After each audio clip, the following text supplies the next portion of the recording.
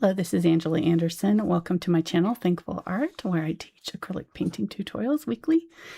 Tonight we're going to be working on our color of the month, blue. This is a new color for July 2026. We're doing a new color every month all year long. And tonight we're going to be doing all of our blue swatches for the month. So I'm looking forward to this one. Got my husband Mark with me. Hey there, everybody. He's man in chat tonight, so let's get started. All right, everything works so far. So far, so good. Whenever we take a week off, it seems like I pressed the right button this time. We forget how to do things. We're here. We're on time. It's all good. I can't see, but that's okay. Oh, you can see some. I can see some. I can see everything a little bit twice, but that's that's good. No glasses though. Yay! So I got cataract surgery last Tuesday and 2 weeks before on the other eye. So we're about 3 weeks in here to this new adventure, and it's been fun so far. Yeah, so far so good. We're just hoping for it to clear up. It's just, everybody tells me to wait, so I'm not very good at that apparently. The doctor said 8 to 10 weeks. And we're 3 weeks in, so I know. we're a third of the way. Okay, I can do it. I keep reaching up to adjust my glasses so I can see better. Like, nope, not there. Nothing there. Okay. All right, so tonight we're going to be swatching blue. If you're part of our series we've been doing this year. Let me show you our previous swatches. Last month we did purple. And before that, I can't remember. Yellow. No, last month we did yellow. That's right. Yellow, then purple. Started out with teal, coral, magenta. You get the idea. So we've gone through several of these. The only one we haven't filled up totally is indigo. I'm not really sure why. I just kind of dropped the ball on that one, I guess. But really fun to have these color charts. And at the end of the year, we're going to have all of these charts out so that, and you can access these on my website. So if you just go to my website each week, with this video, they'll be posted this color chart for you to download, and you can have it for your own reference. You know, colors vary depending on printers and screens, but you know, I try to get it as close as I can for you so that you can have this as your own, and then you can also swatch your own colors. You probably don't have as many as I do because I'm a color fiend and I have to buy all the colors. But you can swatch what you have, and having a color swatch of the colors that you use the most often is really, really important to have. It's just really helpful. I have a huge one here too. If you sign up for my newsletter on my website, if you go there, you get this free also. You can have this download, and you can have the template to create your own one, just so that you can have all of your colors in one place and see them. This is just kind of a more focused version of that, going into depth on just one color. So, all right. So we already did indigo, and we already did teal, which kind of hit a lot of the other blues that are in this family, right? So that's why I did these, because this one kind of hits those blue grays and sort of purpley toned or darker blues. And then these ones are the blue greens.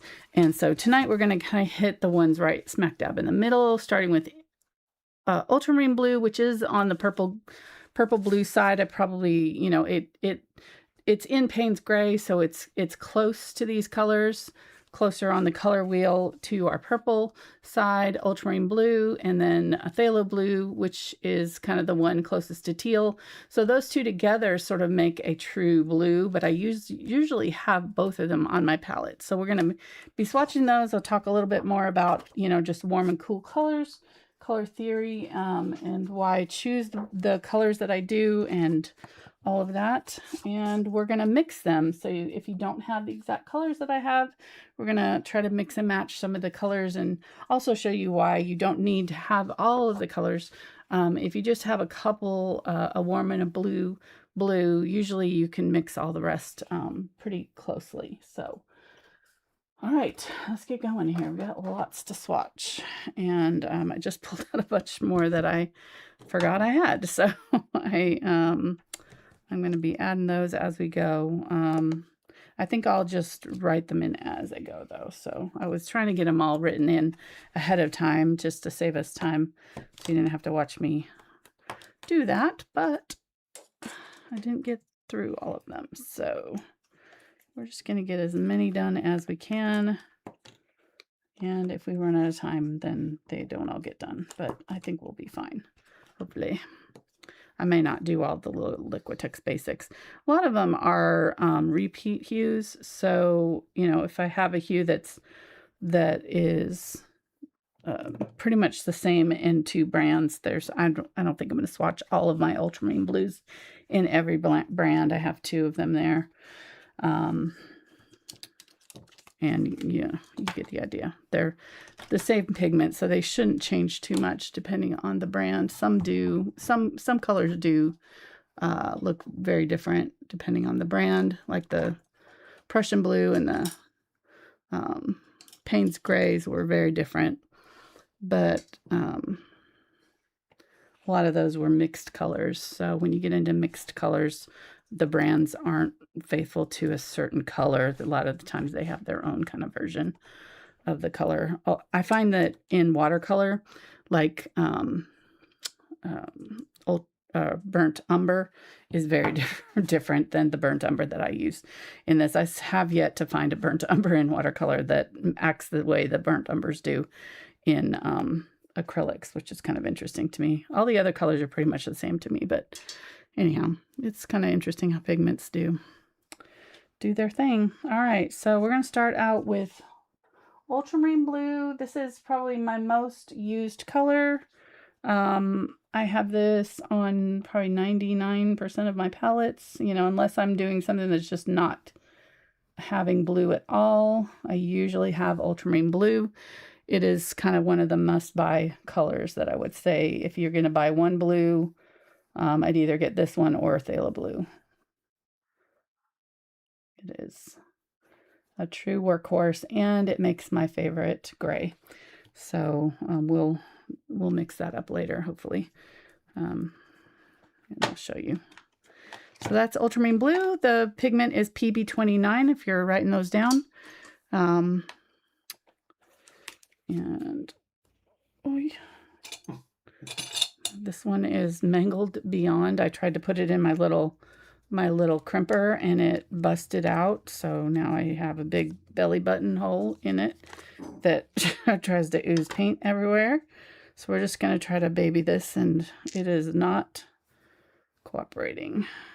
I cannot wait till I use this up and get rid of this tube. Sometimes tubes are like that. I just wish I could transfer it into something else because this tube is done. Done. Okay, so I'm just filling in kind of the mass tone on one side so we get to see the darkest version of the color, and then I'm just picking up a little bit of water, and look at how bright this now. Phthalo green is one of those colors that you do not need a lot of it on your palette generally, and unless you're covering the whole thing with this color. You're in mixtures. It is super high tinting, so it is going to try to take over whatever you mix with it. So if you kind of know that going in, you can use just a little tiny bit of this. A little bit goes a long way. Greens, it makes the most vivid greens, depending on the yellow that you use with it. It is green leaning, so this is the Phthalo Blue green shade, PB 15:4. 15, how do you say that? 15:4. Is that just how you say it? Is there a shortcut version of that? No? Okay. Just colon. I don't know. I don't like that word. Just trying to avoid that word, but not that one. It's not like it's the punctuation one. Okay. So Phthalo Blue green shade, must have color for sure. The Phthalo Blue red shade I'll show you here in a little bit. It is also a good color, but I when you have ultramarine blue, you don't need it. So that's why I don't have it on my palette. So it's suggested by Jazz that it's the ratio. Ratio, Like yes. 16 to or 2. 15 to Oh, 4. yeah, 15 to 4. Yeah. Something like that. Yeah. So, there you go. Them smarts people out there. Mm-hmm. We were too fixated. I don't know on what the, 4 of it is, but 15 to... all the phthalo blues are 4 parts of what, but yeah, it doesn't say what part of art parts. Yeah. So, because the phthalo blues all are 15, and then they're 15-1, 15-4, and I think there's a 15-3. So it's like they're all kind of the same basic pigment that are cooked differently, probably, or something's done differently to them. A little bit of different chemical added or something, maybe. I don't know. This one is Cobalt Blue. Now, this one is a really good, like, true blue. So this is another one that if you didn't want to do these two, or like maybe you have a purple that you're going to add to your palette, you could just do Cobalt Blue and probably get away with it if you have a green and a purple, or a green and a magenta. Could probably do Cobalt Blue as your blue, because it's sort of in between these two. It's closer to Ultramarine Blue. The pigment is PB28, and this one's PB29. So you can usually tell the way they number them that, which ones are like close in shade just by those numbers being close. So it's one number off from Ultramarine Blue. Really pretty color, and it's generally opaque. So Ultramarine Blue tends to be translucent-ish. You can see. So that is something to think about. A lot of times it's nice to have a translucent blue, or sometimes you do want an opaque one. This one is super transparent. So it's saying it's opaque, but it is not to me. Phthalo blue, when you glaze it, it's not super opaque. So I'm not really sure why it says that on the tube. Maybe I'm wrong. I don't know. But whenever I've used it, it always seems very transparent to me. Or maybe when you put it on in its concentrated form and don't thin it out any, then it's more opaque. Who knows? Okay, Yeah, so that it's showing that it's opaque there. That phthalo blue was where it had the PB15:4. Yeah. So it says that the 15 to 15-3 is a standard green shade blue. Okay. Used in fine arts, but 15-4 is a stabilized agent, or stabilized against flocculation or clumping, which gives it superior flow in rheology. Oh, that's cool. Okay. Yeah. So it helps it. It's just a stabilizing. Yeah, so it must just be to denote that it's had something added to it to stabilize it. It's a ratio of something added, I guess. Interesting. Because this one's chromium blue, or I'm sorry, cerulean blue chromium 13, or I'm sorry, PB 36-1, 36:1. So, and then the deep version is just 36. So this one has had something added to it to make it lighter. The 36-1 is a bright turquoise leaning inorganic pigment known as zinc, cobalt, chrome, aluminum spinel. Spinel? Mm-hmm. Interesting. Okay, it's heat resistant up to 1,000 degrees Celsius. So in the summer heat, it won't melt. Nice.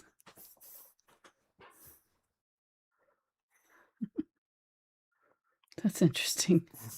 Heat resistant. Put in the oven, I guess. I guess that would be helpful to know if you were going to do it on like pottery or something, maybe, Something that had to go in the microwave, or I wouldn't put something like this in the microwave, but you know what I'm saying, like in the oven. I don't know what I'm saying. We're not going to put your color chart in the oven. Sorry. Okay, good. Good to know. I am finding this one's kind of streaky. Like I'm having a hard time getting it like even. Although I guess these are all kind of streaky. Just being picky on it. Take off the hardened little ring there. Try to keep it clean. It keeps the caps from busting out. I have so many caps that have broken because I'm not careful to clean them. All right, so that one's Cerulean Blue Chromium. And that is also kind of that one's more of a green leaning. So that one would be kind of like the two alternatives to these two. These two would be your next two, you know, if you had to pick alternative colors, or you have, you know, an alternative palette or have colors already in your inventory and you're like, well, I only have Cobalt and Cerulean. Will those work? Yes, they will. They'll be fine as these two, as substitutes.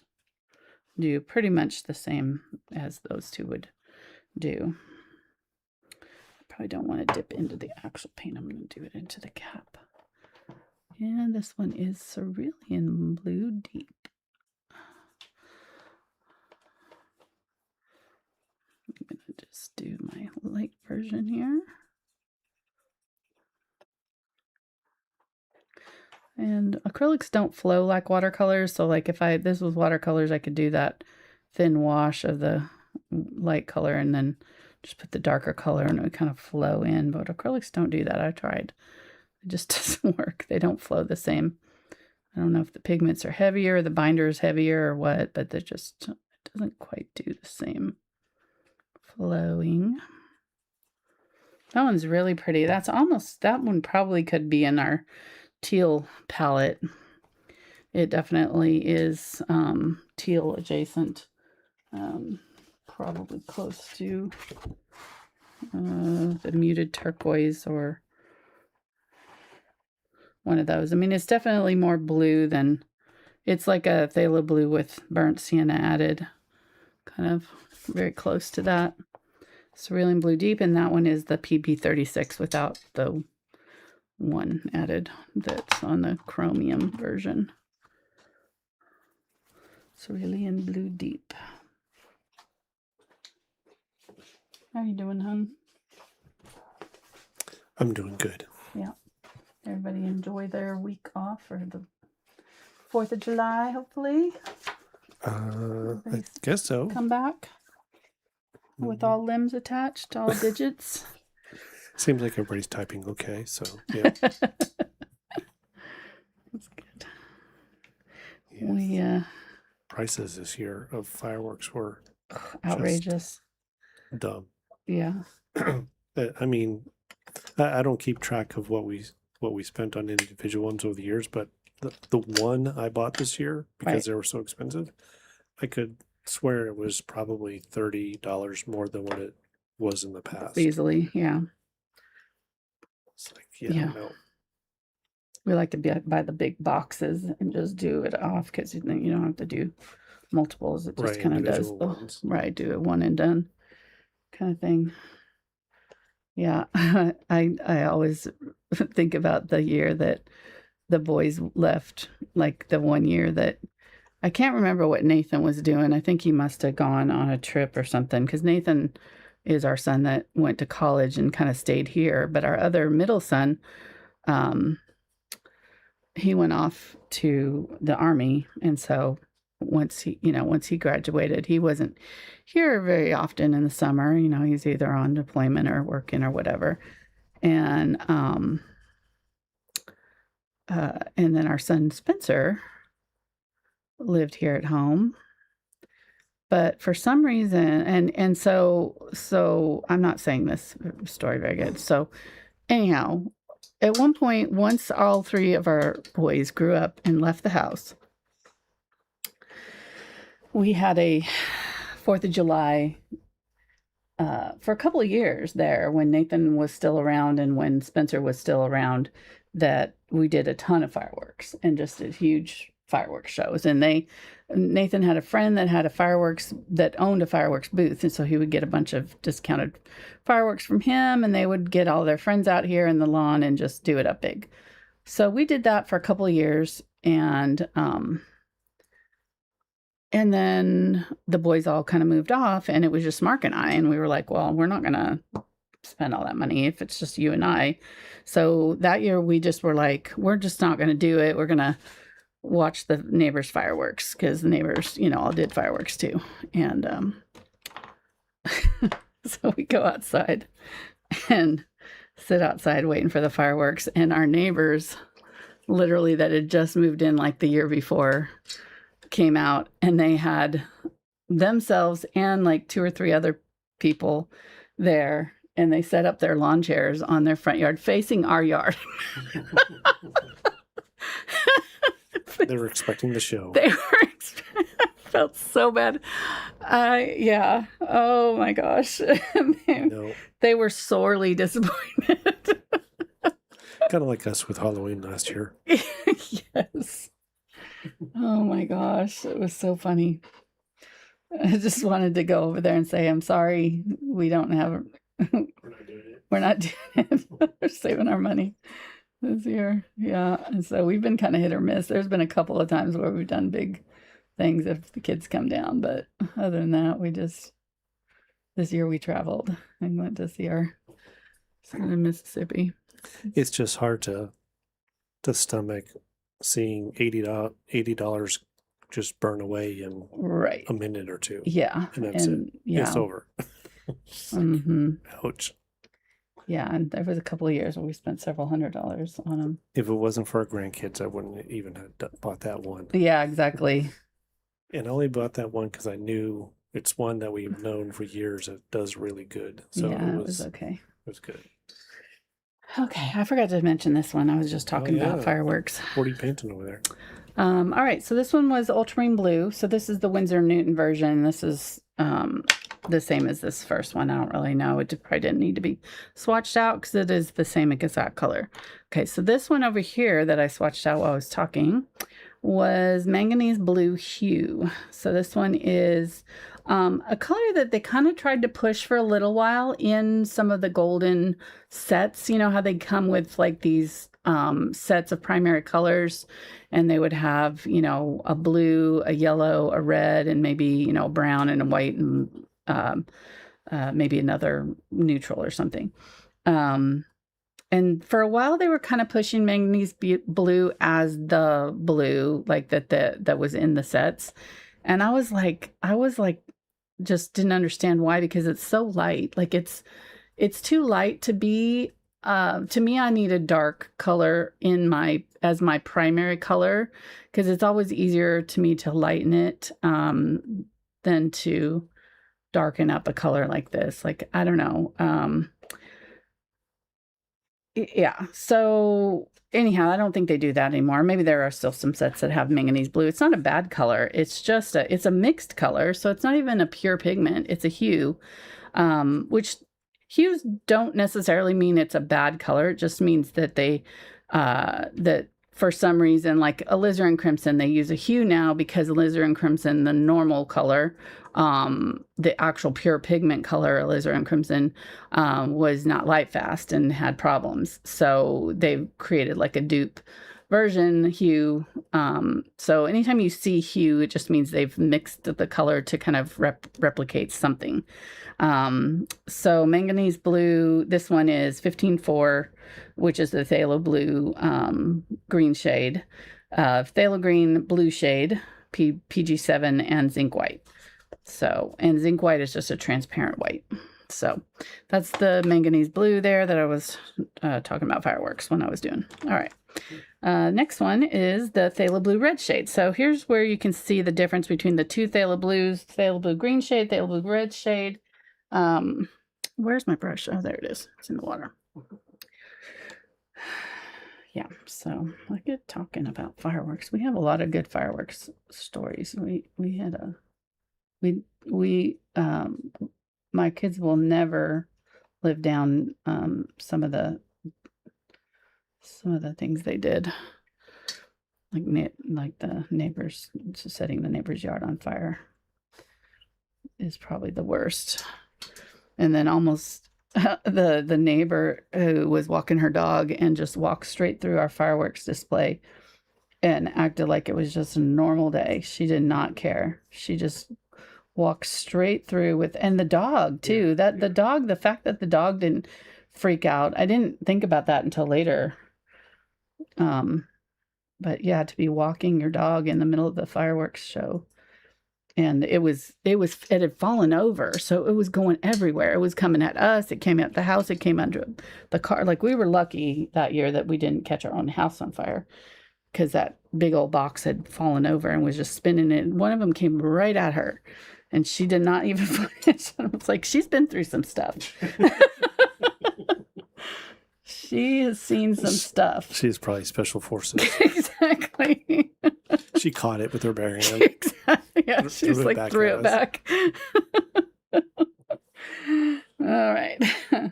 So this one's a really nice color. It's actually, I mean, seeing it here, I can see why it's put in some sets. Like Winsor & Newton included it in their little set that I have. It was with Ultramarine Blue.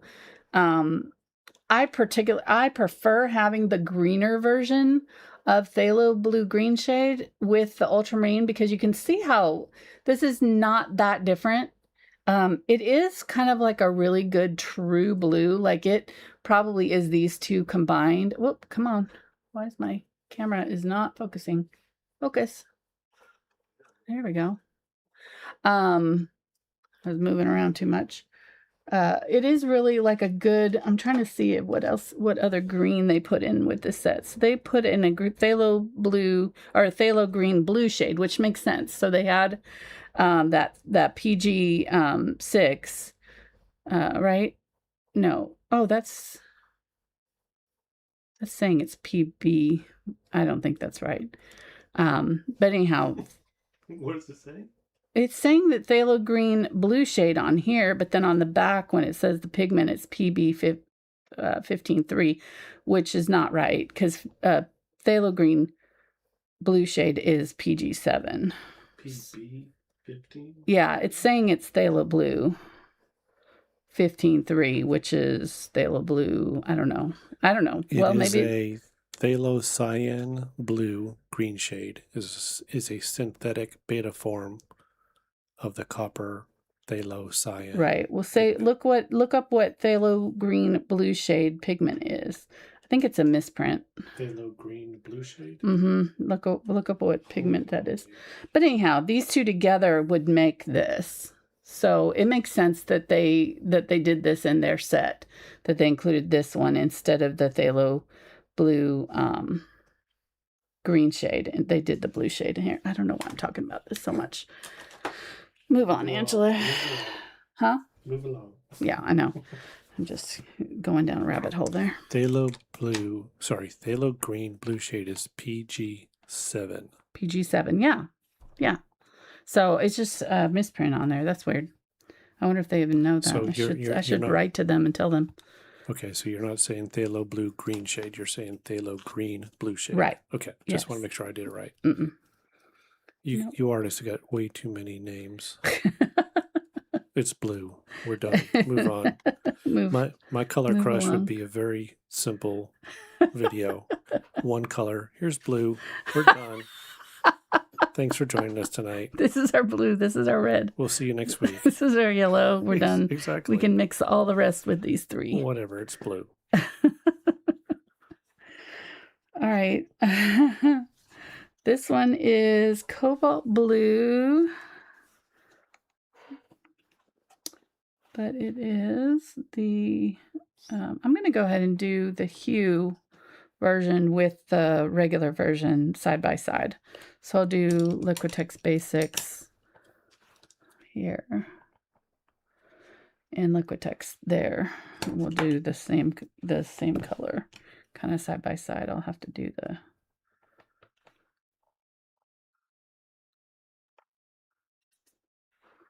so this is the Cobalt Blue. It's really the same as this one up here. It should be at least close. do the same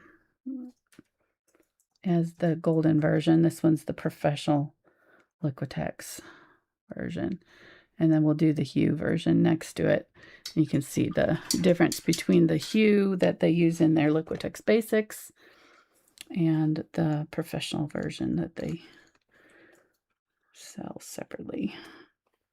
The Basics usually come in a pack of multiple colors. I mean, you can get the bigger tubes also, but I like to suggest this one to these sets to beginners because it kind of just gets you started. You get a bunch of colors. They're not always the pure pigment, like they're not the expensive version of the colors, so you're not going to get the professional colors, but the Basics colors are usually pretty good, and the consistency is a little bit thinner than the heavy body acrylics too, which is easier usually for beginners to work with. So we'll see here. And then this one is going to be, I should have left room for the Hue to write the colors down. I'm probably going to have to do that below somewhere. Come on. This is kind of dried up. It's been in this tube for several years here. But you can see it's a really pretty color and it's really close. It shouldn't have, I don't know how long these tubes have been sitting there, but this one's obviously dried up somewhat. Not great. But I bet I bought this, gosh, I bet I bought this probably at least 8 to 10 years ago, probably closer to 10. So there you go. So you can see the mass tones maybe just a little bit lighter. It's a little chalkier color, but so let me put this one over here, PB28.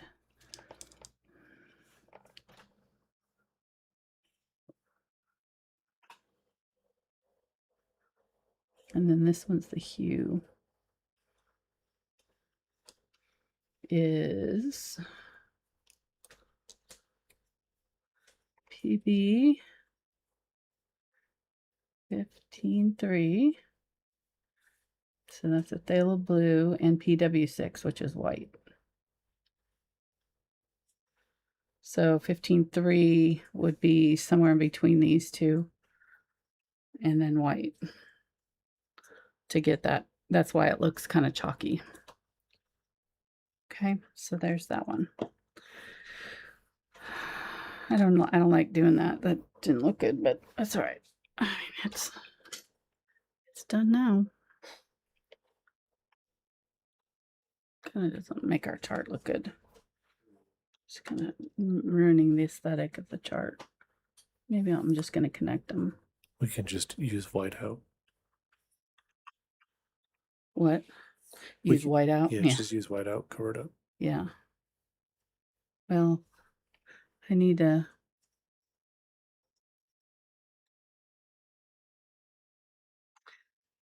Yeah, it helps if they touch. Yeah, I need to clean up that down there, so I might need to use whiteout for it because I kind of have it where I went over the top of my words there.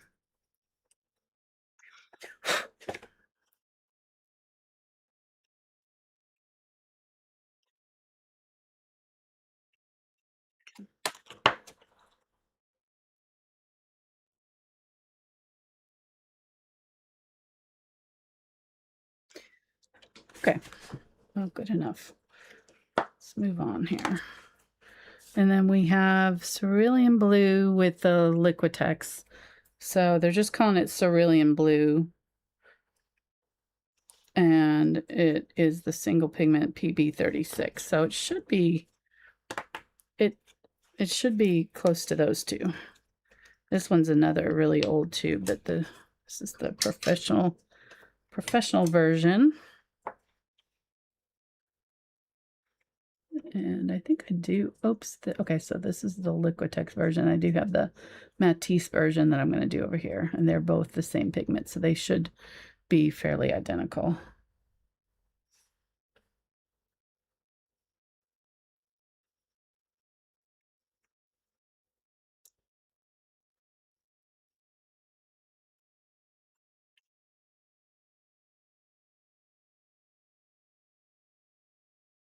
very close to the same color as the golden. The golden, I think, to me seems a little deeper, but maybe they'll darken up when they dry. They do tend to darken as they dry, acrylics. So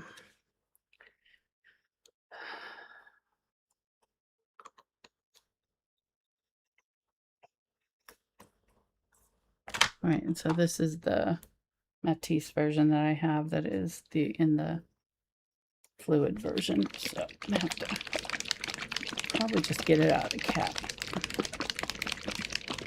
Shake it up there. Good. Do we have like 4 people tonight, or did everybody find us again? Do you want to know? Sure. We are currently at 45. Okay. So that's more than 4. Yeah, more than 4. Well, These ones don't do as well. The swatching videos, just I've noticed that I think I'm the only one that really finds this.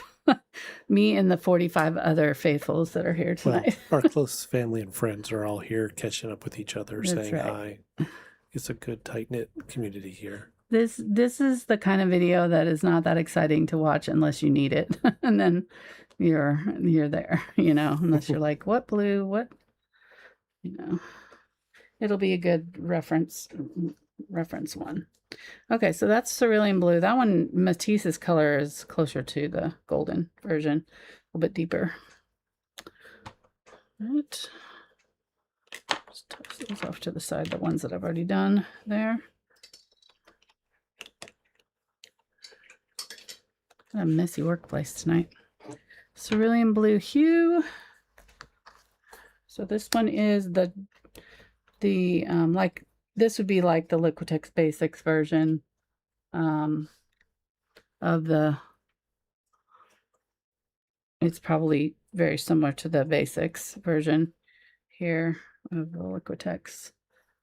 This one's a professional version, but this one looks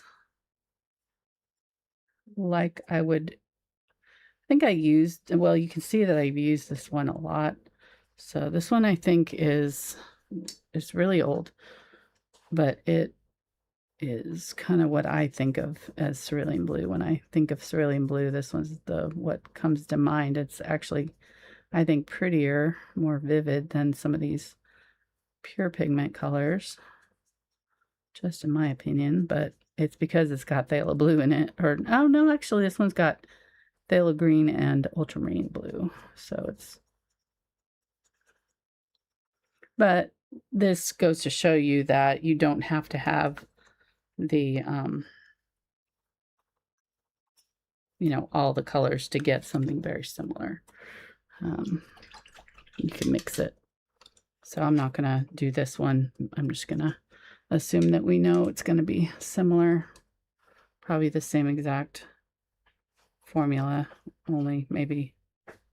Yeah. No, this one uses phthalo blue in it and white. So, oh, we used it there. So it's that one. Yeah, it's probably that one right there. I already did. I don't know what. Oh, I guess I have it in 2 different places. No, that's the regular cerulean blue. This is cerulean blue hue. All right, I'm getting confused now. So the Liquitex Basics would have been here if I did it, but I did not do it. This is just Liquitex. Okay. Whew.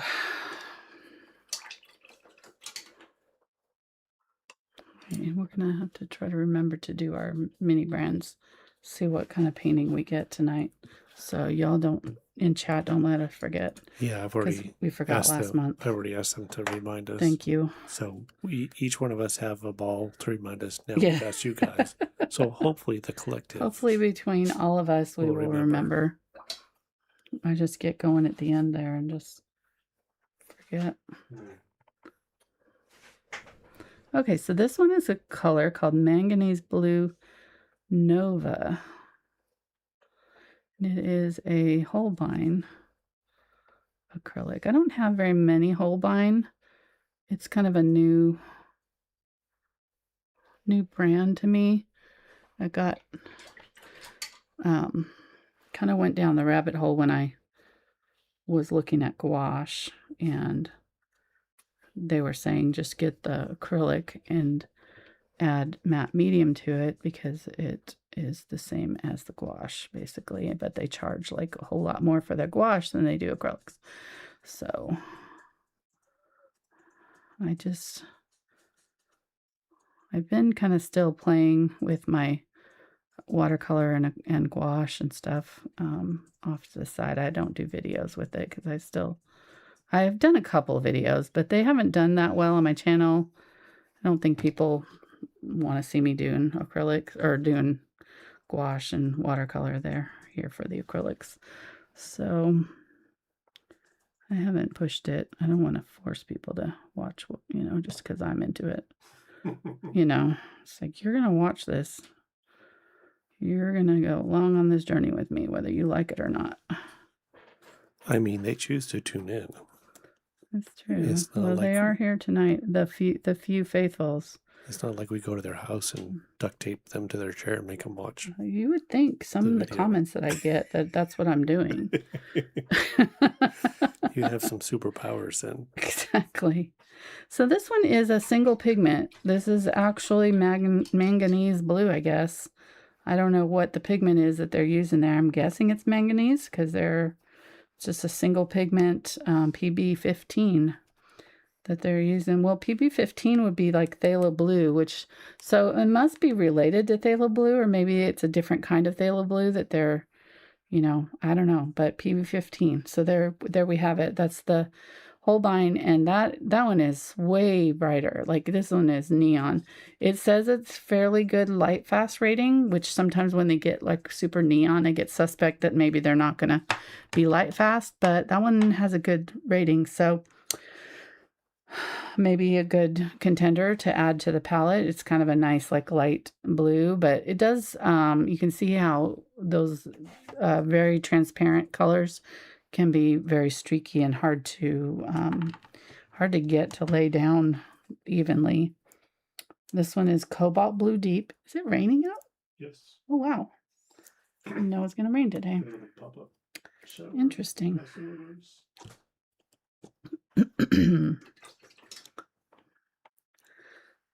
So yeah, we had a really nice visit with our family. Our little granddaughter was a cutie patootie. I got her, this one's Cobalt Blue Deep, PB73. Okay, nothing special about it. It's just a darker version of Cobalt Blue and probably a good replacement for Ultramarine. It's really, really pretty color. But our granddaughter likes to catch frogs. And they have a frog that lives in their garden area in the back porch that comes back it literally comes up to the door every night and looking for bugs and lets her catch it. Like it pretty much just is like, whatever this is happening is what I have to go through to get the bugs that I will suffer through. Well, what do they call him? Chippy. Right. And the funny thing is our son Spencer came with us, and he's, he was outside. He's the favorite. We call him the Funkle, favorite uncle, fun uncle, it all applies. And he's the only one of our three boys that doesn't have his own kids, yet. He's young. And anyhow, he's outside playing, and he is like, I didn't believe about that Chippy actually came to the door. Like I was like, oh, that's nice. But he was like, until I saw it for myself, he was like, I turned around and she's like, Chippy. Yeah, because they went outside. They went outside. They were out there playing. They were looking for him, and it's like, he's not here. Right. Oh, well, okay, they gave up and they went playing. And yeah. And then a few minutes later, he's at the door. He's at the door. He's right behind him, like right where they were playing. He came out. He's like, here I am. Yeah, he had to wake up from his nap. She holds everybody and shows everybody. I know. And then she just lets him back down. He pees on her. That's normal. She doesn't mind. It's just so funny. But I got a good picture of him. He's like looking, it's on my Patreon page if you want to see it, but it's a close up of the long suffering look on his face. chippy. Just like what I go through to get the good bugs. It's so funny. He obviously has a love-hate relationship with her because he doesn't go elsewhere. He knows a good thing when he found it. All right, so this next one is so that one is actually really close to Ultramarine Blue, isn't it? I mean, it is definitely, that's why I kind of put it in this column here. It is definitely a contender for a replacement for Ultramarine Blue. I don't know how well it like mixes, but it's an interesting color. It's not one that I've, used much. I bought it because I wanted to see how it compared to like a Cobalt or an Ultramarine Blue, and it sure is very, very similar to Ultramarine Blue. This one is a pre-mixed color, so we're starting to get into our mixtures now. These ones are colors that have either white added or, are mixtures of other colors. Most of the ones that we've already done are the pure pigments with single pigment colors. Some of them mixtures, but This one is Brilliant Blue from Liquitex. Liquitex has, to me, better pre-mixed colors than Golden. I used Liquitex before I used Golden, and the only reason I switched from Liquitex to Golden was because I was having trouble with the Liquitex colors drying up, like I was having with that hue, the Liquitex Basics. I was having that happen sometimes, and like prematurely, and so I was just finding that the Golden were a little bit more stable, maybe because of the tubes they use metal tubes instead of the plastic tubes. I don't know if that has anything to do with it, but that's why I kind of switched off. But I do really like the convenience colors that Liquitex has. They have really, really nice pre-mixed colors. They have really pretty pinks and greens, especially their greens. They have some really pretty, when we get to doing the greens, I'll show you the greens that they have a really pretty like yellow greens that are pre-mixed that are really my favorite. So, and some of their teals also. So this one is a really nice one. This one was one that I used a lot for like skies and things because it was kind of a really good, like just straight out of the tube, pretty decent like sky blue color. Not too bright, not too dark. Add a little white and you're pretty good to go. This one is a Phthalo blue, and so it's got Phthalo blue PB 15.3. I don't remember what we said that one was. That it's a Phthalo blue, obviously, but it's not this one. It's not this. It's not red shade or green shade. It's kind of in between, I guess. So Phthalo blue and PG7, which is the it's actually the same, almost the same as manganese blue hue. But it's got PW6, which makes it more chalky than this one. This one's the PW4. So this one uses zinc white. This one uses titanium white, which is opaque. And so that's where you get that chalkiness versus the manganese blue, but it's almost identical to the manganese. What? It is. It just says it's the standard color index name for Phthalo blue green shade. Phthalo blue green shade. Okay, yeah. Developed in the 1920s. Nice. So then this next one will be that color, Phthalo blue green shade. But it's called Primary Blue in the Liquitex Basics line. And I wanted to add this because this is a color that you'll commonly see in a lot of student grade paints. You'll always have like a primary red, primary yellow, primary blue, and this is the blue you're getting. So if you don't know how phthalo blue mixes versus like say an ultramarine blue, you might end up expecting your blue to create a really vivid, pretty purple mixed with a, this kind of a, I'll show you here on the color chart, primary blue, phthalo blue, that runs very green, right? It's way on the green side of our blue scale, which means it's going to be in here, so it's real close to green. So if I'm trying to mix a purple and I mix it with a color like Cadmium Red Light or a Pyrrole red that is that would be like a primary red. So if you have like primary blue being this color, primary red being something in the cadmium red medium or Pyrrole red range that's on the orange side of the scale, like it's kind of orangish, and then a yellow or anyhow, if you mix these two together, you're going to get a purple that is very muddy, almost brownish, or, you know, very dark. And you're not going to get anything like a Dioxazine Purple out of mixing a greenish blue. If you want to have a purple mixture, any kind of mixture, where you want it to be a clean, bright secondary color, you have to use the color of blue or whatever, red, yellow, whatever, that is closer to the final color that you're trying to get. So if I'm trying to get a green, primary blue, phthalo blue all the way. Greens, we're going to get the brightest, most vivid greens that you can imagine. Not so much with ultramarine blue. They're going to be muted with ultramarine blue because it is closer to purple and red, right? When it comes to purple, though, if we switch to ultramarine blue, then we're going to get these purples that are really vivid and bright by mixing them with like a magenta instead of a cadmium red light or cadmium red. The closer the two colors are together, the more bright and pure your secondary color is going to be. So that makes sense, hopefully. Let's keep going. So a primary blue, I don't really like those sets where they only give you like a primary blue and primary red and primary yellow. I really prefer having two of each primary because that way you get the most range in your color mixes.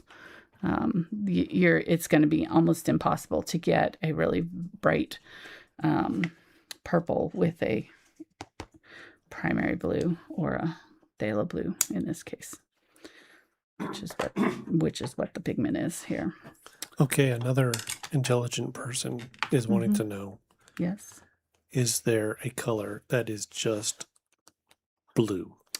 No. Not No. Yeah. No. I mean, sky blue, right. Water blue, blue, whatever. That honestly, I think the one that on here, if I had to pick one, I would say the phthalo blue red shade is probably the closest to your just true blue. It's not leaning too green. It's not leaning too purple. Like you can see the purpley blue, the ultramarine next to it here, and the phthalo blue green shade next to it here, and how it kind of falls right in the middle.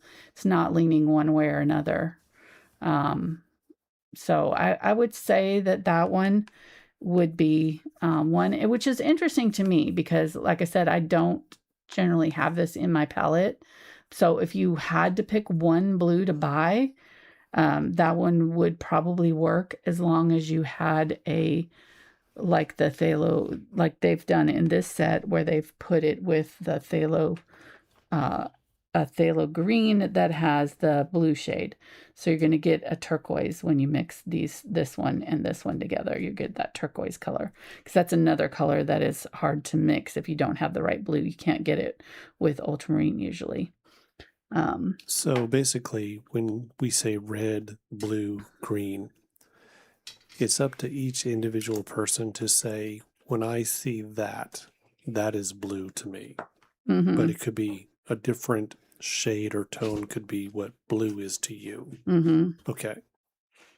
What do you mean by that? I don't understand what that means. I'm looking at all these colors, and like in my mind and my eyes, I could say, okay, the one that's the second row down, second one in from the left is what I think of when I think of blue. This one. Right. That's one I was pointing to.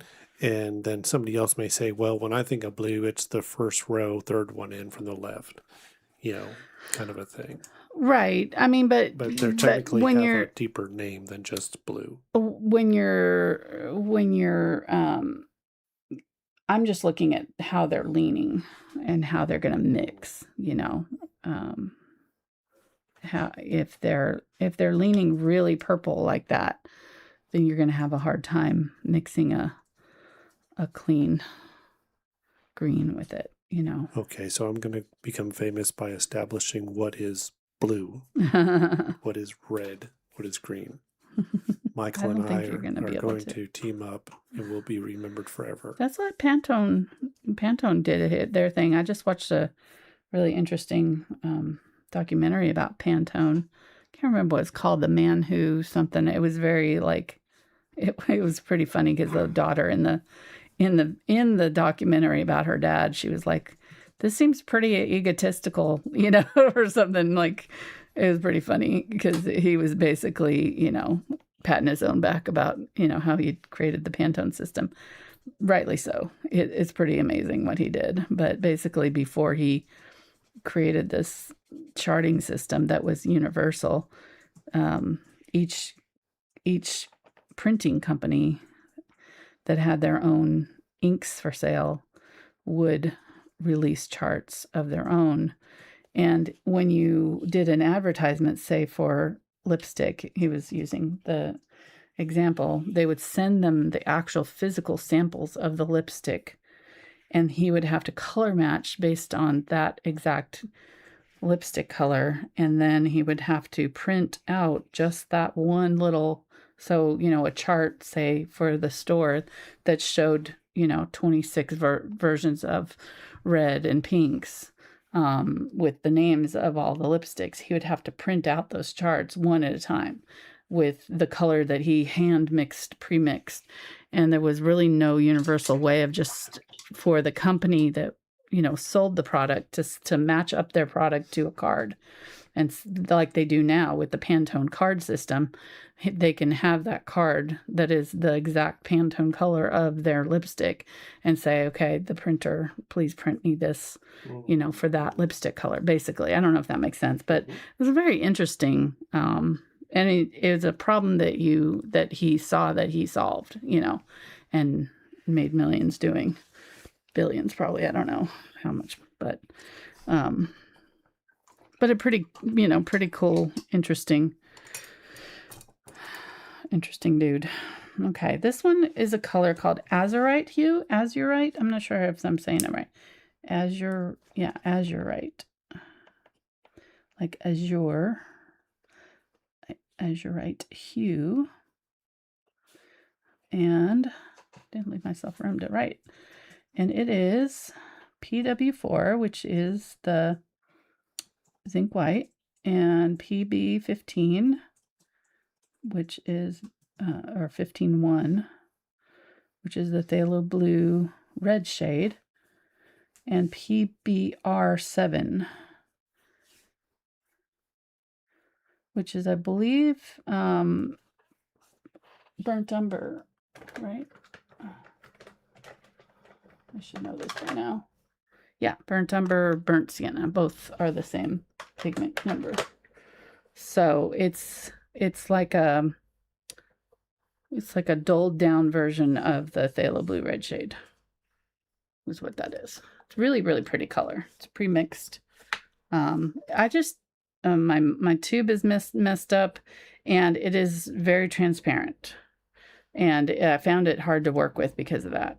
So, but it would make a beautiful glaze. And pre-mixed colors like this tend to me, be difficult to work with because you have so many colors that you're mixing now 3 colors into another color. And if you have another color that has 3 colors, now you have 6 colors that are doing their own thing and sometimes can get unpredictable results. So that's why I like to stick with the single pigment colors to mix from, make my own mixtures, and then I know what's in them. That's it. Okay, so let's do a couple more of these and then we'll start mixing some. I forgot to write out my little thing here. what did we say? Blue swatches.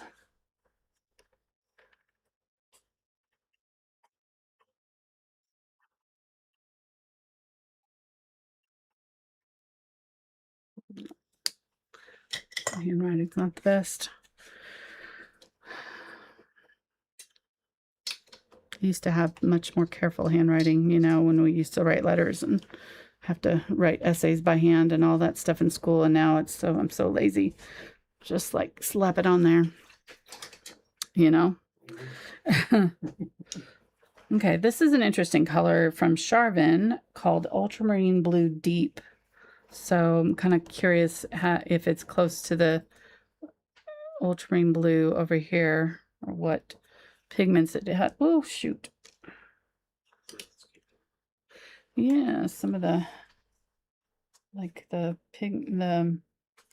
what is it? The acrylic binder or whatever that's in it, leaking out. Use the cap.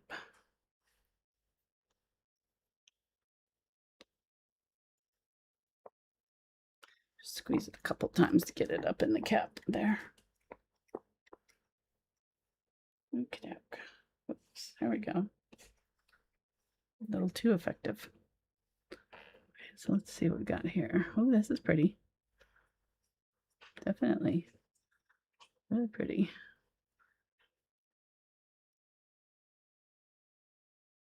Okay, definitely. I wonder if it's got white added to it. Or what? It looks a little chalky to me as I'm laying it down.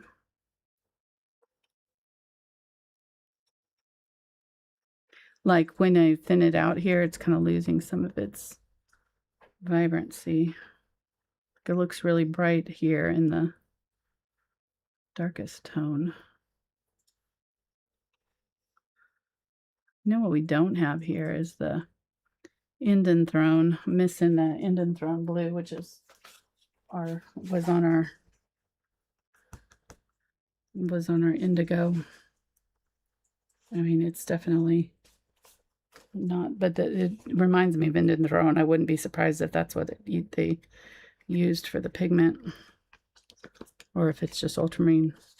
No, so it's okay. So what is that? Ah, all right. So it's ultramarine blue.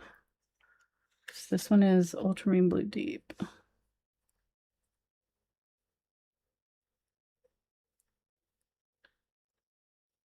So it's PB 29, which is the ultramarine blue, but then they've added PV 23, which is red shade, which is the Dioxazine violet.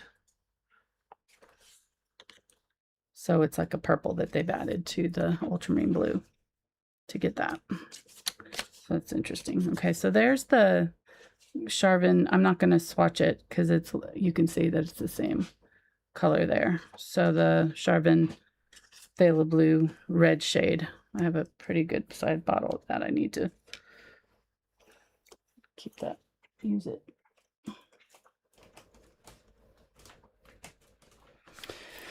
Actually, I'll save those because I'm going to take a picture at the end of all the ones that I swatched. Okay, so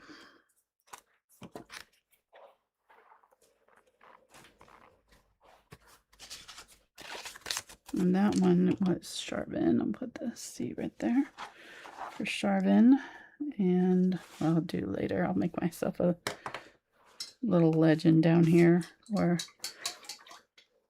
I'm write in what brands I used. Probably could have spread those out. I've got plenty of room here. It's hot in here. Can you turn on the air?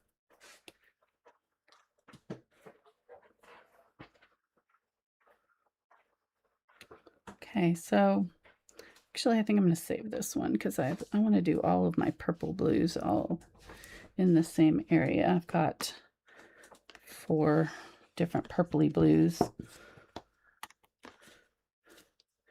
So let's go ahead and do, did I do the Australian blue gum on this?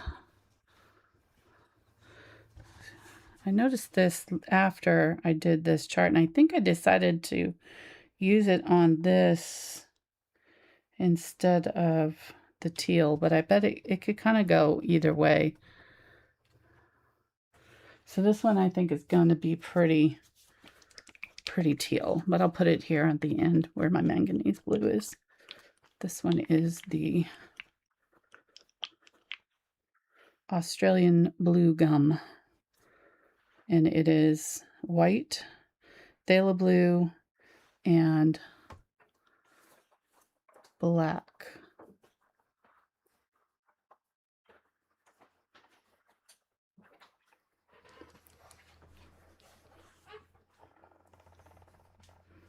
Oh yeah, no, that's okay. It's not too teal. It definitely fits in here, and you can definitely see the gray in it. So it's got the white and black, which creates that grayed out color. So this is basically gray mixed in with phthalo blue. This would be one that would be interesting to try to replicate with our mixes down below.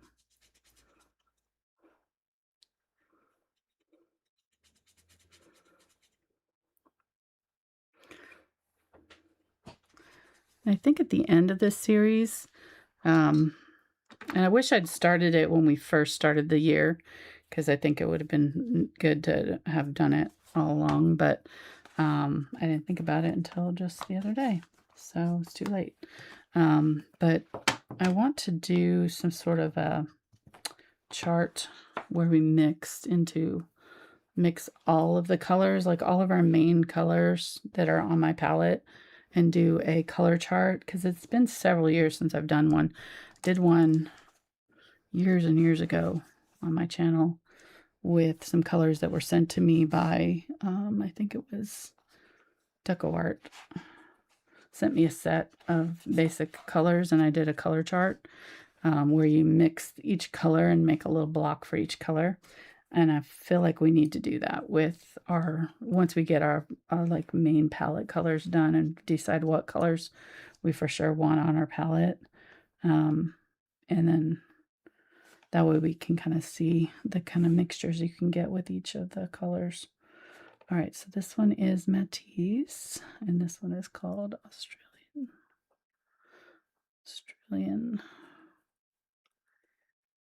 Blue Gum. And it is PW6, white, titanium white, PB15, 3, and PBK9. I'm not sure what black is that, but that is black. Guessing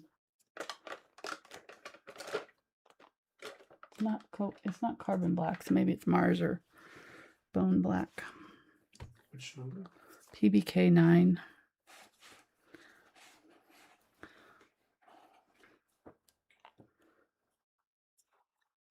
Okay, so now we're getting into our light versions of these colors. So yeah, it's bone black. Bone black? Mm-hmm. Yeah. Okay, let me go ahead and start with the darker. So weird color. My bones are white. What? My bones are white. I think. I've never seen them, thankfully. Bones are white. What you'd have to do to get them to turn, I guess you'd have to burn them. It seems pretty dark. Yeah, it's made by charring animal bones. Are you serious? Yep. Wow. Well, there you go. It kind of turned dark there quickly. Did. Took a dark turn.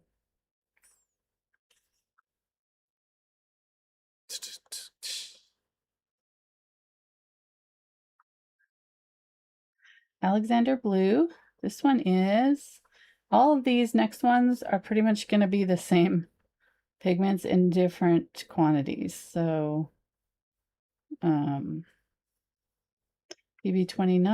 and PW6, white and ultramarine blue. And this makes the prettiest periwinkle. So ultramarine blue and white. Think of like distant hills, like in landscapes. Really pretty for like lavender, when you do like a lavender with the purple. This one is really nice to add as like the lighter tone. It's great as a light shadow color. So that's a trick for like landscapes if you're doing like rocks or something like that, and you want a color that is on the cool side for your shadows, but you don't want it too dark. Like, so it's the highlight, like it's getting some light, but not like fully dark, like in your shadowy areas. This is a great color to use. It's just got a lot of character, and it's really pretty against like corals and things like that. Yellows, warm colors, because it's so cool. Blue is your coolest color, and your warmest color is going to be like a Pyrrole orange cadmium red light. So the cooler colors, or this is your coolest color, so your colors that are getting closer to the warm side, going away from the coolest color, are going to be warmer. So ultramarine blue is going to be a warmer blue. And then your phthalo turquoise is going to be a warmer or a cooler green, and your phthalo green yellow shade is going to be a warmer green, cooler, warmer. And you just, as long as you know where the poles are, basically, you can kind of tell just by the placement on your color chart if you're cool or warm, or your color is cool or warm. So warm blue, warm light blue, all blues being on the cool side. So that's what I think, that's where it gets confusing, because basically all these colors kind of get split sort of in here somewhere. Those are all considered warm colors, and these are all considered cool colors. But within that, you have cool or warm leaning blues. So I think that's where it gets a little bit confusing, because you're like, I thought all blues were cool. Well, they are, but some are more cool than others. I don't know. Like more cool leaning. Okay. Moving on. Ultramarine. So this one is the light ultramarine blue. You can see how much I've used it. I use it a lot, especially in landscapes. It's one of my favorite just pre-mixed colors to grab and go. So pretty. This is the golden version. That one was the Alexander blue in the Charvin version, which I thought was darker than this, but it's not. So for some reason I thought this one was lighter than that one. I would have used this one first. Doesn't matter. Both really pretty colors, use exactly the same pigments.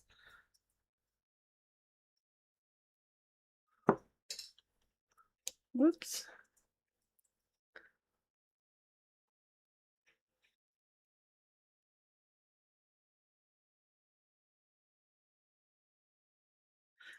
All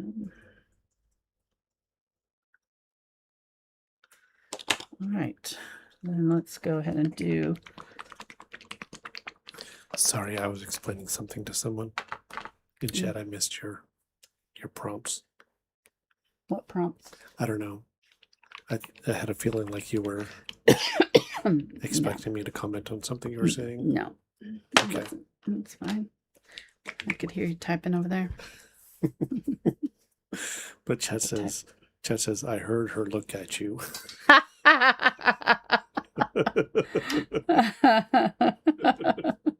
They know us too well. He gets loud. He's very clacky over there. His keyboard is very clacky. So when he gets to we need clacking, more quiet we keyboard, do. for sure. Yeah.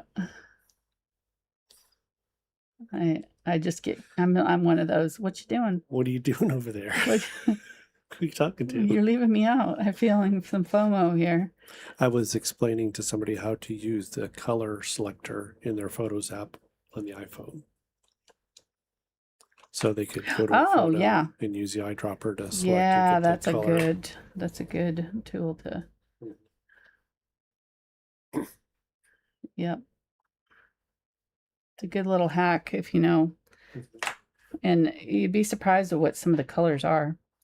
So this one is listing white as the first colors, but it's pretty much the same as these other two. So it's same exact pigments. I don't know why I'm doing this 3 times, but you know, they're all 3 different names. They couldn't name them the same, so now I feel like they need their own little space because they've got different names. Same pigments. Australian Sky Blue from Matisse. And I don't see any real difference in quality here, so I think any one of these is fine. So if you find one that's a little bit cheaper, you might go for that. I don't see that any one of those is any less vibrant or whatever. I don't have the card for this one. Let me see if I can find it.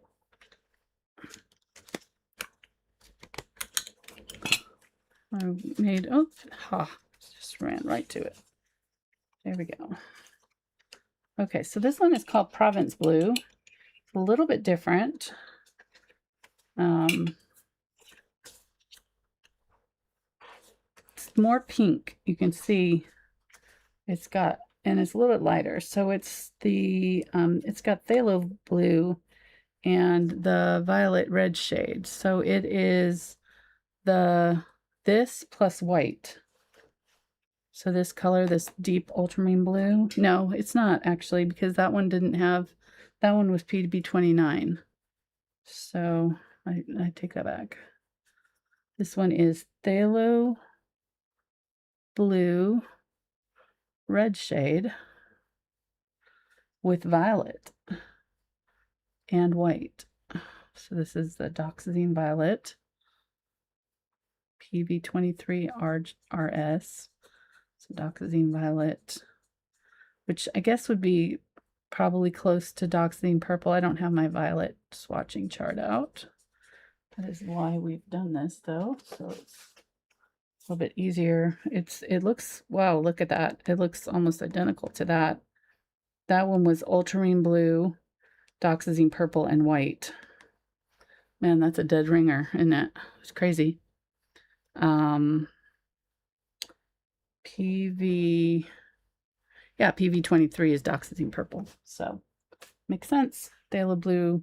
So instead of Ultramarine Blue, they used Phthalo Blue red shade, but it was close. It's close enough. They probably used a little bit more purple to get this color tone, but it's really funny that we mixed it already last month. Probably could have swatched it with my violets, because looking at it on page here, it's very purple. Even though it's called Provence Blue. That's why I didn't swatch it last month. If you're wondering why I didn't, because I did look at it. I looked at all my colors and I looked at my color charts and stuff and tried to pick the colors that kind of fit with the theme. But if it said blue or it said orange or whatever, you know, I just decided, well, I'll save it and swatch it then, you know.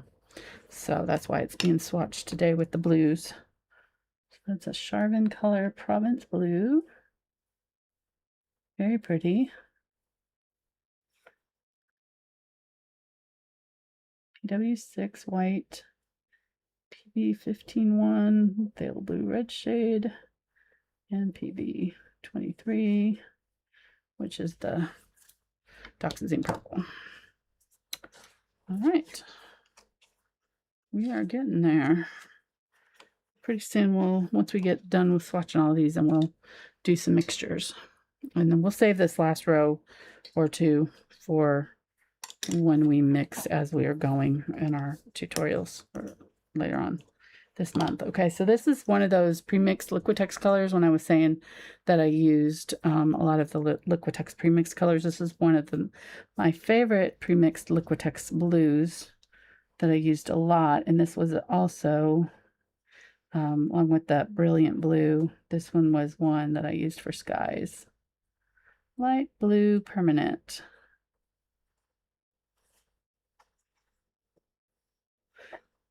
And it is a mixture of PB15.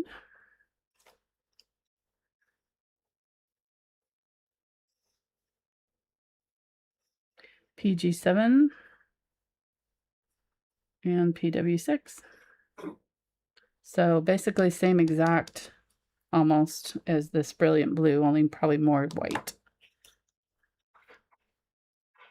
What are we laughing at over there? So I was like, you know what?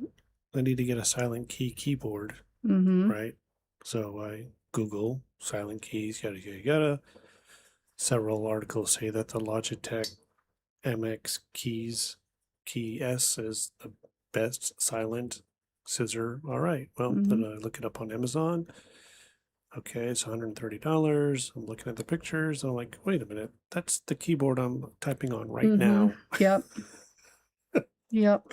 So the most silent keyboard is not very silent. You're very heavy on the keys, I think, because you type like this, right? You don't type like this. Do that again. Mark types like this. So he's punching the keys. That's why it's so loud. Just saying. I have a feeling that has to do with it. Am I wrong? Yeah. I type with more than just two fingers. Oh, okay. All right. All right.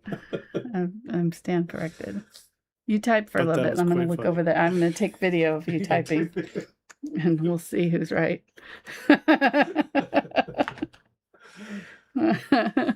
See, watch. How many fingers are touching? You have 2 fingers touching. At least 4 fingers, not just 2. He's typing with these 2 fingers. These 2 are curled up underneath him as he's typing. 1980s since I used.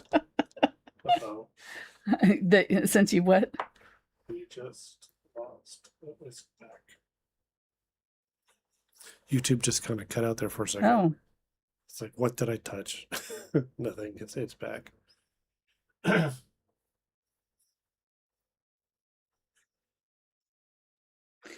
So this one is a golden color, light phthalo blue. This one is a really good color to have, especially if you're painting a lot of landscapes. Just a nice convenience color to have. These are all what I consider convenience colors, or not.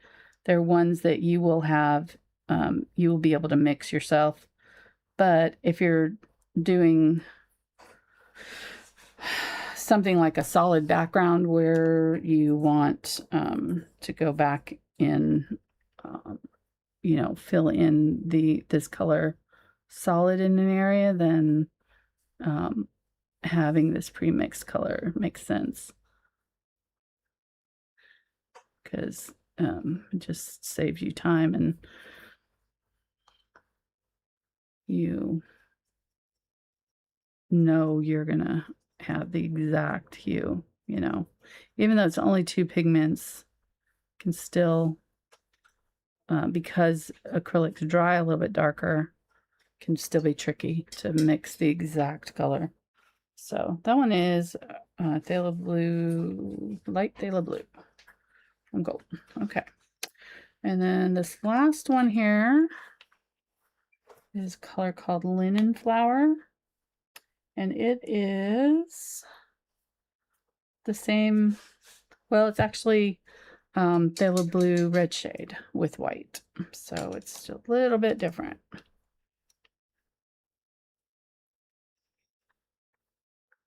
That really, really pretty color.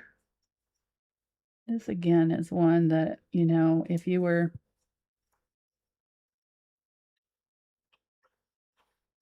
doing a whole series of paintings that you wanted to match, and you had this color in each one of them, maybe in the background or, you know, somewhere prominent, that it would make sense to buy it just to have it. So you'd have the exact tone every time. You can always mix up a good amount of paint. I've seen where people will take their acrylics and put them in those little cups. And I've done it before. I find that they dry out over time whenever you have like a cup that has some air in it. or even a jar. So if you're really going to try to, keep them workable for a long time, you could try a stay wet palette, but put them in like little plastic cups.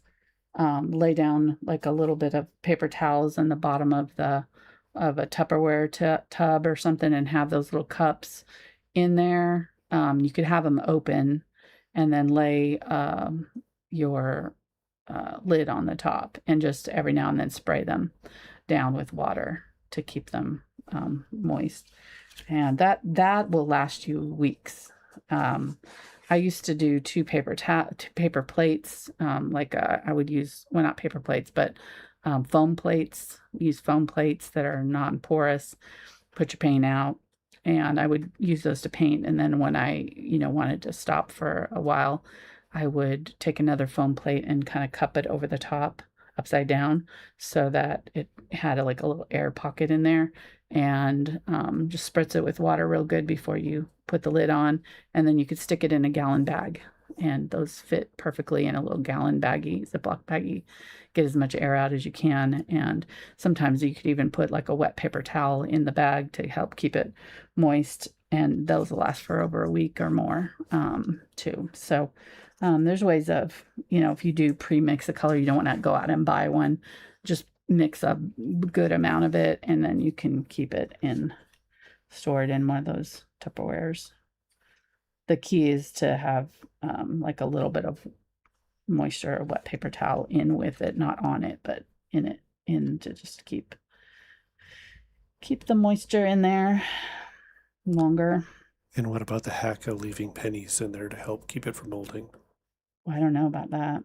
Yeah, I don't think it's a thing. I don't think it works. Probably does. They use that with flowers too. Well, they'd have to be pre-1980 something pennies that are Which copper. are actual copper. Hey, do we have any iridescent blues? I do. Yeah, I can pull out a couple. Oh, I do have a neon blue that I can do too. Ooh, neon blue. Yeah, I'll grab my pearlescent colors. And have you heard of Klein Blue? Klein?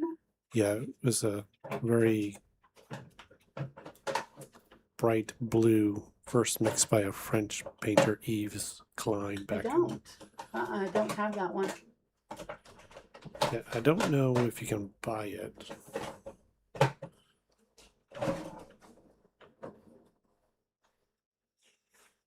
The only one I have is Interference Blue Fine. It's like that color. No, I don't have that. That looks a lot like Ultramarine Blue to me. Well, I'm going to take a screen grab. Then I'm going to use my photo color picker. Okay. Tell me what it is. Where it falls. This is the golden neon blue, fluorescent blue, I should say. Which reminds me a lot of the manganese blue. Not sure. I think it's a dye though. We'll see what the pigment. It's probably dye-based pigment. Most of the fluorescents are dye-based pigments, which are not as light fast. So this will lose its fluorescence in a few years if it's exposed to light, not light fast in bold letters. Does it say the pigments? I don't see the pigments on here. It's probably on their website somewhere, but it's not listed in here. Light fastness poor. It's like they are letting you know this is not going to stay bright. So it's one of the reasons I don't use them that often in my painting, because I hate the idea that they're not going to look good. How many years do we got before they start looking bad? Some of them are like as little as 5 years, Oh, man. 5 to 10 years. When they're poor light fastness, it's like not a lot. And if you put it in sunlight, it's gonna immediately turn dull. So they must use it on the billboards around here. Because all the signs get dull quickly. Yeah. Yeah. Well, dye bastings are cheap, and that's, you know, they use them a lot in advertisement because of that, because it's cheap. Oops. And they're, you know, they're only needing it to last for a month or so, probably, maybe a few, you know, depending. Okay, so this is the interference blue. It's not going to really show up on this page, but we'll try, because it really needs to be on a darker background, but we can put it out here. I don't have metallic blues or anything like that. Like I don't even know if there is any that, I'm sure some brand carries them, but I don't have any that are, yeah. So it's gonna look clear on my paper here. But I probably should have. You can't really mix this in with other colors. It loses its magic when you mix it. What? Oh wow. Yeah, Yeah, it's gone. No, you can't see it. It's but if you turn it just right in the light, you can see. So it looks yellow there, kind of. Good. Are you seeing the yellow? Yeah. And then when you turn it just right, it's gonna look kind of like one of these purpley blues. Yeah. So it's the interference colors are working on an opposite spectrum. I don't really know exactly how they work, but basically whatever color they are, you're going to get the opposite complementary color when you shift it in the light. So they're really cool. There we go. That's a good one there. You're getting the color shift pretty good there. So you can see that it's kind of like in color to me. Yeah, it's definitely in a purpley blue range, and then the yellow is the so that's golden interference blue.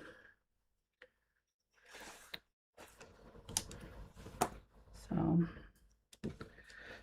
I do have it on my color chart against black here, so you can see it a little bit better on that, in that light, and once it's dry maybe looks a little bit, but you can see it, the shine against that dark black there a lot better. But you can see how even the black kind of goes flat right there. You go from having depth to flat. The shiny metallics are doing that. Like they're basically monopolizing the light and shining all of it back to you, which is, you know, what makes them pretty, but it also flattens out the image completely. And so that's why I don't really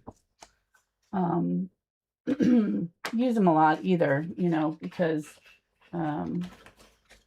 you do all this work to get this, you know, three-dimensional looking painting, and then you put any kind of metallic on it and it just flattens everything out to you know. So when you're looking at it straight on, you might not see it because it is kind of transparent, but then as it's shifting, you're kind of losing the depth of it. Okay. Let me see. I'm going to put these all in a thing here. We're going to mix a couple of colors and then we're going to call it good because we're getting close to time tonight. Yes, we need to do our thing. Let me throw all these in here out of the way. I'm going to actually leave these two because those are our two blues that are our main blues that we want to use. I might leave the phthalo blue red shade, and then everybody else goes in the pan out of the way.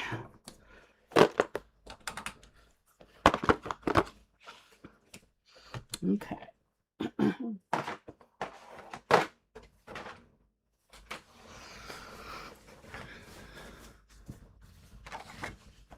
All right, so let's go ahead and fill in our color chart here. And I think I might mix my two blues to do my color here because I don't really want, well, I might just do Ultramarine Blue because we already have this Cobalt Teal, which is the our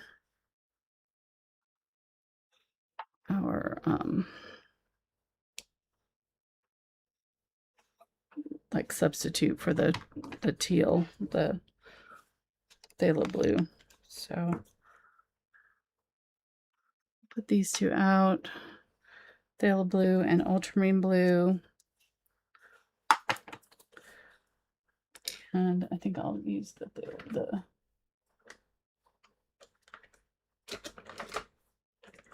move these.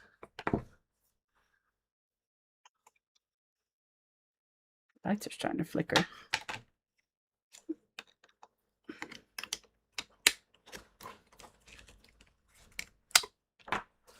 Okay, I do want to mix my gray that I like with the Ultramarine blue. I've already mixed it before when we did the indigo, but it's good to reinforce. And then I want to mix the burnt sienna with it too, and then we'll mix some greens with both blues and see the difference in them. See how much of a difference those blue and red leaning, or the green and red leanings of each color make. Oh my gosh. Always when I'm in a hurry, the cap does not want to go on. Okay, I'm just gonna have to go on later. Here, I'll hand it to you and you can fight it. I shall do that. Battle the burnt umber. Challenge Careful, accepted. because it's not on there. Got Okay. it all bumped up.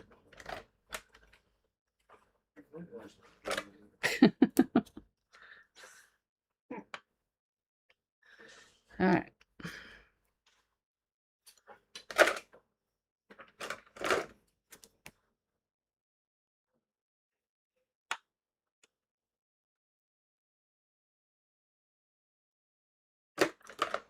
Okay, so I'm going to pick a magenta so that we can mix a purple, and I'm going to pick a yellow or a green leaning yellow, the cadmium yellow light, so we can mix a green, and we're going to mix both blues with these two and see the difference in the leaning of both of them.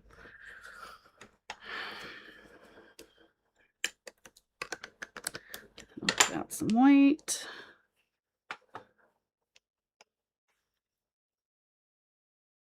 Okay, and I was going to mix that one, but we already have that. We mixed it with the purple and the ultramarine blue last month, so that's nice. So let's go ahead and use the ultramarine blue on this one. It is kind of a purple leaning blue, so it's not like our most blue, but in this chart it is, because our phthalo blue would fall right here in between these two. So we probably, like on a regular color chart, I would have, you see how I put these two and the indigo went out here. So normally I wouldn't necessarily have an indigo on my chart like this. Did you finally get it? Thank you. This was all in your threads. Yeah. Okay. I know. It's clean now. Thank you. You no longer have to battle it. Thank you. I have saved you. I appreciate it. I have leveled up. We're listening to Dungeon Crawler Carl. I can't say that. Dungeon Crawler Carl. That was Carl. We've been listening to that on the ride. Almost got through the whole thing on the way to Mississippi and back. It's entertaining. Are you enjoying it? Yeah, I mean, it's good. More than you thought you would? Yeah, about the same. About the same. You know, the reason why I don't read Mm-hmm. books like that is just because I just want to get to the point. Oh, And like right. I said before, it's the I find that sometimes they go overboard in trying to explain or give you context or give you a mind picture. Right. And it's just like, oh my gosh, just get on with it. just So you're not into the world building of it. You just want the action. right. Yeah. Yeah. Well, and I tried to explain to Mark that in those kind of stories where it's super fantasy, that usually the first book is not the best because you are doing that. It's spending a lot of time explaining how the things work, and then subsequent books get better because you already understand how everything works, and then the action can pick up right from the get-go. I think the subsequent books we're going to enjoy a lot more. Maybe. We'll see. If we continue it. I'll continue to do it with you. Okay, thanks. Okay, I was trying to give this a second coat here, but it's lifting. All right, so when I can see that the indigo is this Prussian blue is actually kind of more, this is more purple than this one, so it probably needed to switch places there, but it is what it is. I'm not gonna mess with it. That Prussian blue kind of falls more on the, probably could have gone more. I don't know that I would have flip-flopped these, but probably, actually, this Prussian blue is probably closer to the mid-tone than the ultramarine blue turned out to be. But anyhow, so there we go. There's our color chart coming along. I don't know how helpful that's going to be in the end. I probably, like I said, I think I'm going to want to do the color chart. I think that'll be more having the mixtures of all the different, how the different colors mix with each other is probably going to be more helpful than, but it is nice to have just a regular color wheel on there.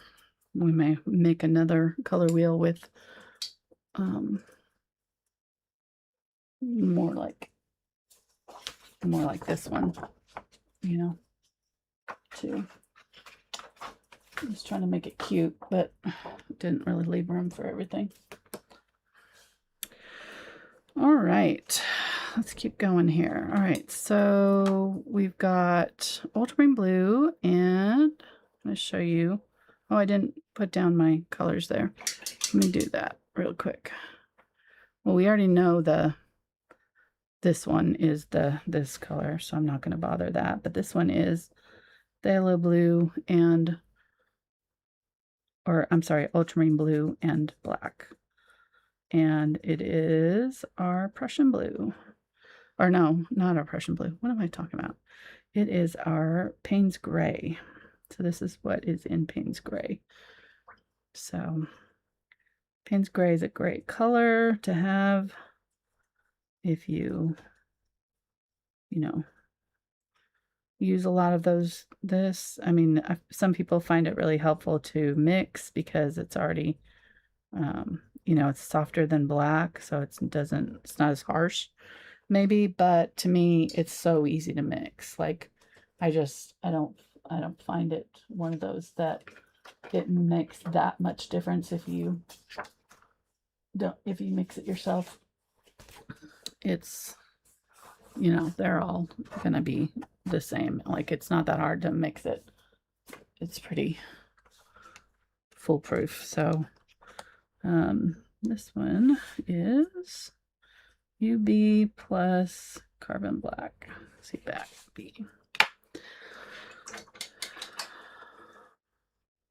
Also known as Payne's Gray. All right, so let's mix the phthalo blue with black and see what we get there, which we're going to get a more greenish black.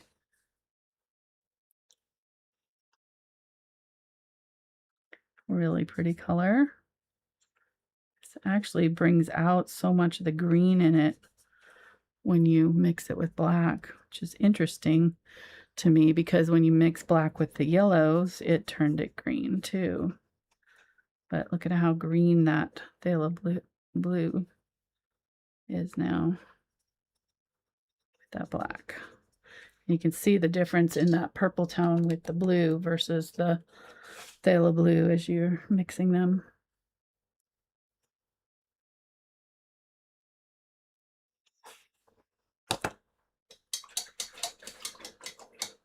Those undertones start to really come out. All right, so let's mix them both with burnt umber, which is one of my favorite neutrals to mix with blues. She gets really pretty colors. With phthalo blue green shade, you're going to get a gray green. It's going to be very similar to what we got with black. Your biggest fan has joined us. Hi, Noah. Might add a little bit more blue to that just so that it's not so green. We're mixing blues today. Not painting anything today, really. Just playing with some colors. So you just get a really nice muted teal, dark teal color here by mixing that. And you can see that how much more life there is. It's the same darkness. And this is why I like to use brown, burnt umber, instead of black, because I don't know if you can see that difference, but this one is much more grayed out, muted. This one has so much more vibrancy, even though it's the same level of darkness. You get a lot more color in this one. So if you're just going for, darkness, I'll just do BU plus phthalo blue. Using burnt umber is just a little bit more, has more life in it. And then let's use the ultramarine blue. Now the ultramarine blue with the burnt umber can go so many different ways. You can get a really smoky blue if you use just a little bit of it. So I'll use just a little bit of it here. You can get just this kind of really nice, and this would be like a navy blue, I would consider, like a true navy. So maybe like this would be like almost a true blue here. And this is just a smidge of that burnt umber added to the ultramarine blue.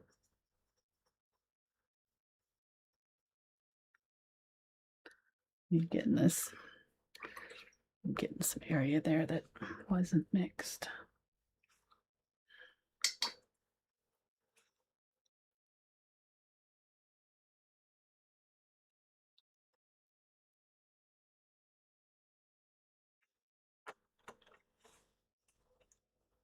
Just a really nice navy blue. And that's just ultramarine blue with a little bit of burnt umber. Trying to get a thinned out version of it, but it just stained that paper right away. I can't get it lifted. No, it's not coming up. Okay, so that's ultramarine blue and burnt umber. So you can see how just the tiniest little smidge of it has brought it to a close color closer to this. It's still purple leaning. Still quite purple, but it's much more of a closer to a true blue, or more neutral blue at least. All right, so then if I want to have a more of a gray though, I can add more of the burnt umber. And then the more burnt umber I add, if I get it kind of to a 50-50, I can get this really dark almost the same color as that, just like with the Phthalo blue. You can get almost the same type of color as mixing it with black, but it's gonna be so much prettier. And then if you add this to white and have maybe a little bit more blue, let me do that. I'll add a little bit more blue and a little bit of white. So see, you've got that. And then when we did the indigo with the Prussian blue, if you add a little bit more blue, if you do something in between these two, you get a Prussian blue type of color. So let's add white to this and then add just a little bit more blue. And then this is one of my favorites, kind of dusty sky colors for like a gray sky day, you know, winter sky color. Really pretty. Just a really nice, just slightly purple leaning, but not too purple. That that burnt umber in there, muting it so that it's just nice and dusky, purpley blue. So this is BU plus UB, and this one is that plus white. So where are we going? And ultramarine blue, more ultramarine blue. What? So are we going to paint bluey sometime this month? Blue? I should have, huh? Yeah. Bluey. All right, so let's do ultramarine blue and burnt sienna. And this one makes a really pretty blue also. I'm going to put it in, well, I'm running out of space.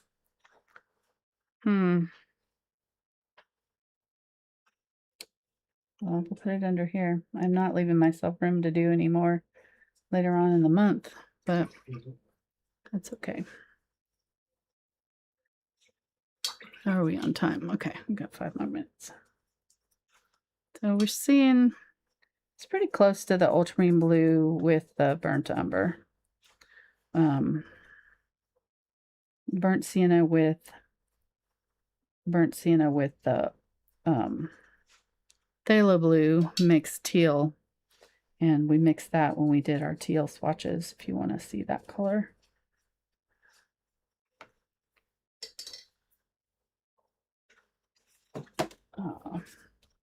That one right there was the phthalo blue and teal, or sorry, phthalo blue and burnt sienna instead of the burnt umber here.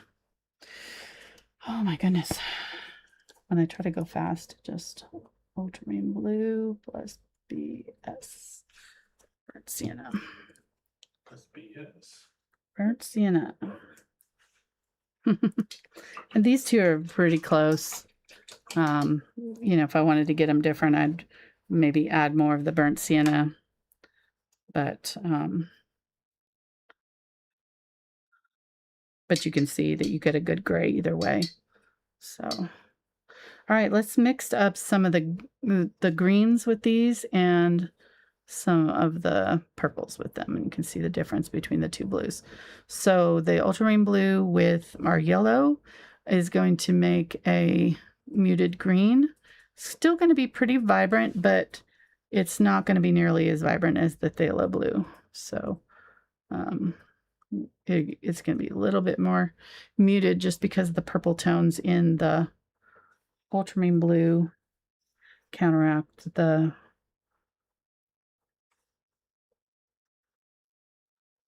yellow. Mute it. So these are great greens though if you want a more natural looking green, like if you don't want it to be super vibrant, which most greens you kind of do want it to be sort of neutral, like, you know, more muted. Muted looks a little bit more natural a lot of times. So ultramarine blue is one of the blues that I do often mix my greens with.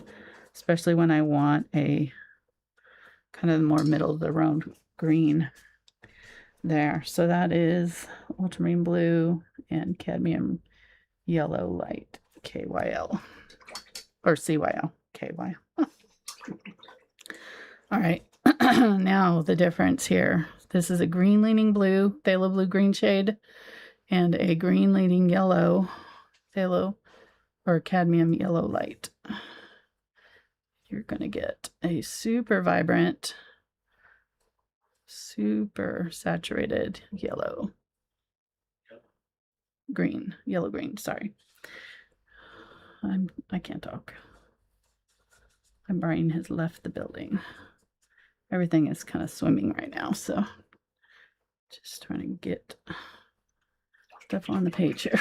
Keep it in the lines as much as I can. I think if you look at the messiness version of this versus the other swatches, it would be pretty obvious. I don't think anything's going to blow up if we go past 8 o'clock. Okay. All right. Your pumpkin's not going to return you to the bed. I mean, I'm just going to get up and walk out, but okay. I mean, everything else should be fine. Everything else should be. Yeah. I don't think, do you pay me overtime? Okay, so there's the difference between your greens. I mean, it's pretty night and day.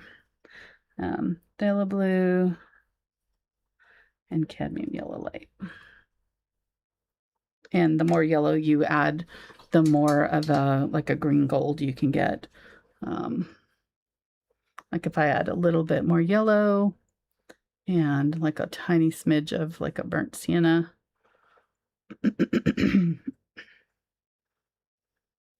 To make it more kind of olive toned, I can get a really pretty olivey green tone. I don't know if I want to put it on my color swatch though, because I want to keep this for mostly blues. So we'll mix that when we do olives. All right. Okay, and then let's do purple, and then we'll call it good for tonight, I guess. Purple. So we've got magenta, which is already leaning as close to purple as you can get without being purple. One of the reds that is always on my palette. And then I'm going to use Ultramarine Blue. And this is going to get us a purple that is pretty close to Dioxazine Purple. Depending on how much blue we add, the more, blue leaning of a purple we'll get. The deeper the color will be. It's pretty darn good right there. All right, let's do that one. So just like with the greens, this is going to be our most vibrant purple that we can get because these two are closer to each other on the color wheel. So they're going to make a baby purple that is very vibrant and bright. This is the brightest one that you're going to be able to get with without, buying a purple. Most vibrant. Okay. Really, really nice and pretty darn close to our phthalo or our Dioxazine Purple there. Okay. Then if we use our phthalo blue, I actually really like this purple because of the green in it and the reddish tones in the magenta. You're getting a more muted purple. I still think it's really pretty. It's just not going to be, it's again like the green here. It's not like it's not a color that you would want to use. It's just not going to be as bright. And so if you're looking for a color that is super vibrant and you're not going to get it with this color. Let me add a little bit more of the magenta to try to get it closer to a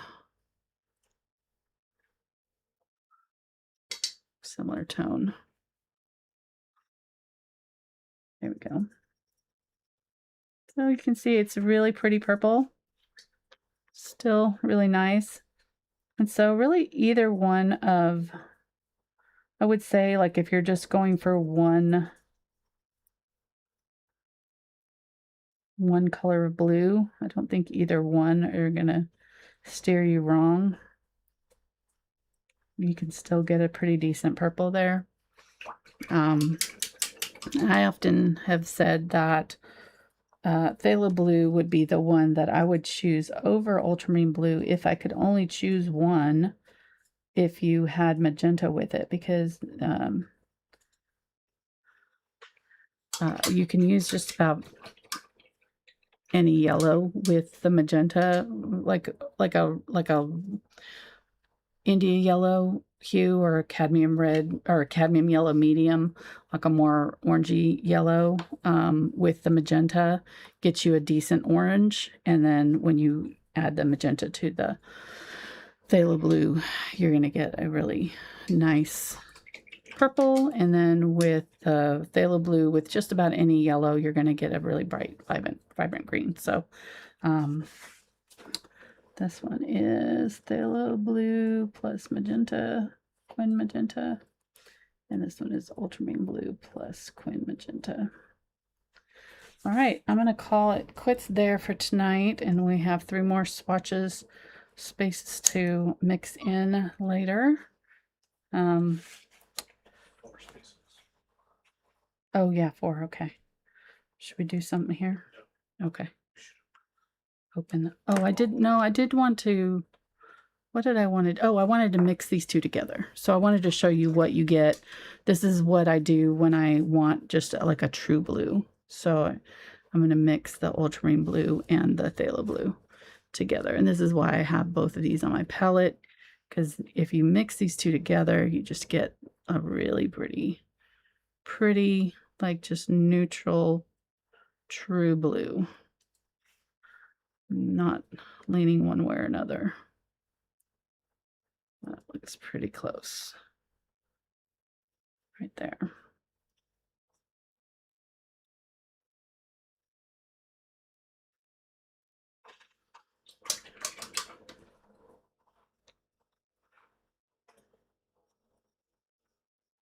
Really pretty. Probably have a little bit more Phthalo Blue in there than I need.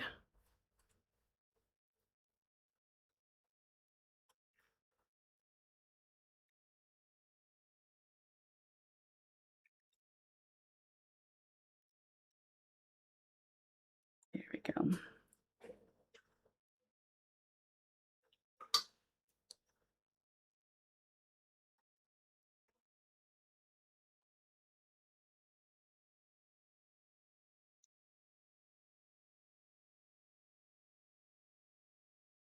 Really true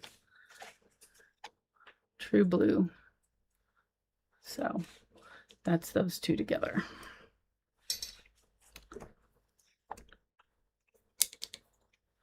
UB, I would go a little bit heavier on the Ultramarine Blue and then the Phthalo Blue. Not 50-50 because the Phthalo Blue takes it over pretty quick. So, and then if you add white to it, you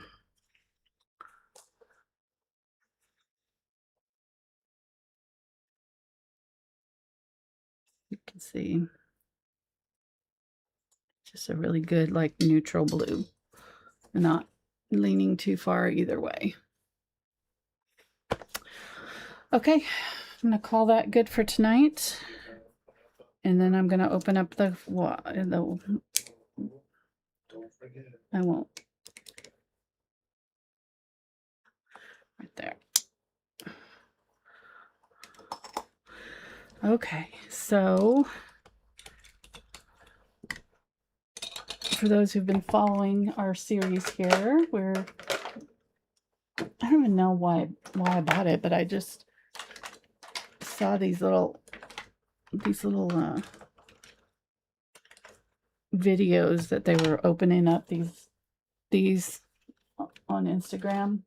People were getting these little fruits and vegetables and all kinds of little, I don't know, not fruits and vegetables. It was like kitchen refrigerator stuff or pantry stuff. I don't know. It was like brand name stuff though. It's kind of interesting. And then I started just looking at them because I thought I would get them for the grandkids. And then I ended up buying a bunch for me because they had art ones. It's like, oh, I want those for me, for my studio. So I did give the extra. I've been giving the extras to my granddaughters for their doll houses and stuff. But so far we've got a bunch of different ones here.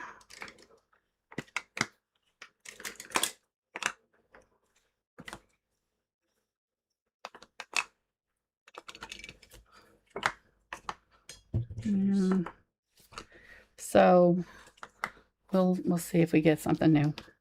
Fingers crossed. And we've got a little paint palette and a bunch of easels too. But, all right, here we go.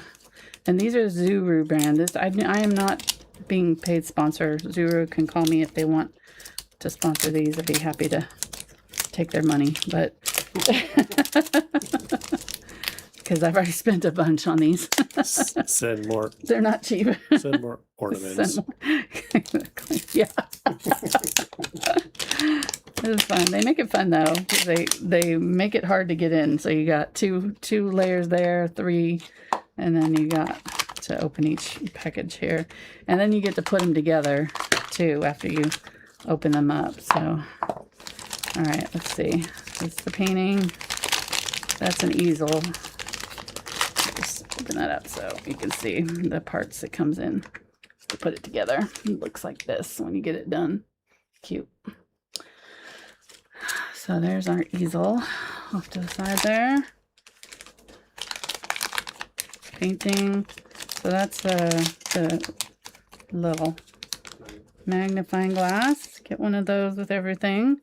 These are the different ones. So the one I want, oh, that's the instructions.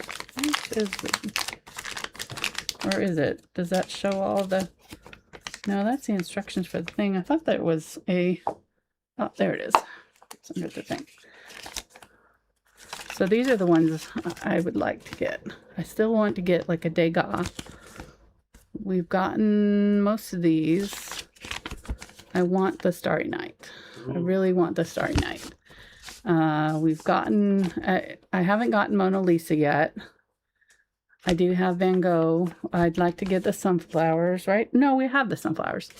Oh, I want the kitty with the earring. So but the kitty version. So we'll see. All right, so this one looks like a square one, so it's not going to be the Starry Night. Well, maybe, I don't know. It is not, it's not a square. So, okay, let's see. Can I tell there? I can't tell. It looks like a wave. Maybe it's this one again. Or no, maybe it's a wave. No, it's the sea ship. All right. Oh, maybe this is going to be a duplicate tonight. Everything's duplicate. Then we haven't had one before. We've only had 3 duplicates so far. Let's see. Yep, another one of those. That's the 3rd one of that one I have because I already gave away one of those. No, I think Noah has that one. My granddaughter. It's not looking good, hon. I don't know. I knew this was going to happen eventually. We're going to start to get duplicates of everything. I can tell already it's the sunflowers. Not that I'm disappointed, but okay. Should we open another one? No, we can't. All right, so we got duplicates. Dang it. That's all right. It was bound to happen. So we will continue next week, or next month, I mean, and hope for new ones. So I'm going to give these to my grandkids and let them enjoy them in their little doll houses.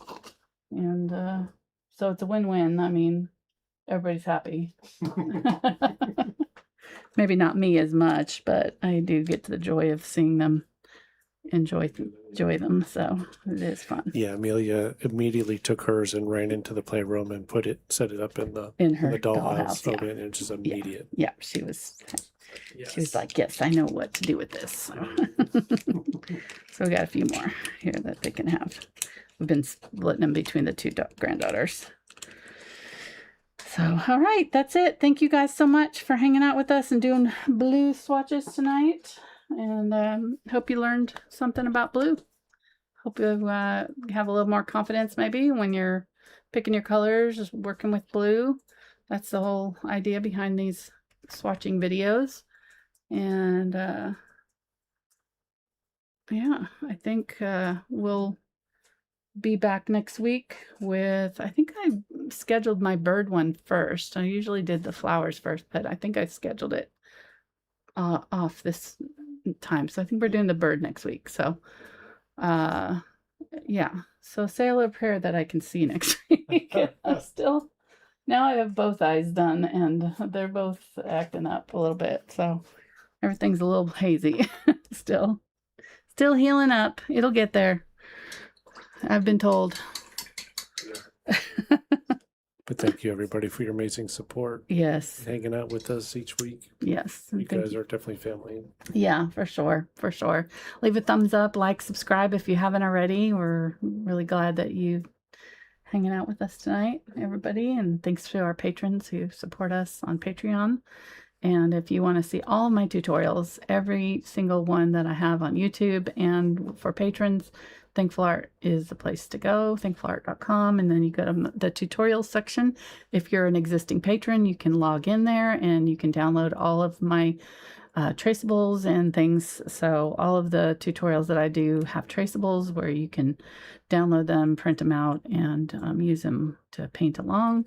And it also has the Patreon posts and lists of all the materials down in the description in my videos and on Patreon. So anyhow, and also resources, all the reference photos and all that kind of thing are down at Thankful Art also. So you can download those for free and paint along and search through the literally thousands of videos that I have. Well, not thousands, I should say hundreds. There's over 1,000 videos on my website for you to, for most of them for free. Yep. So, all right. Thank you guys. We'll talk to you next time. Thanks for watching.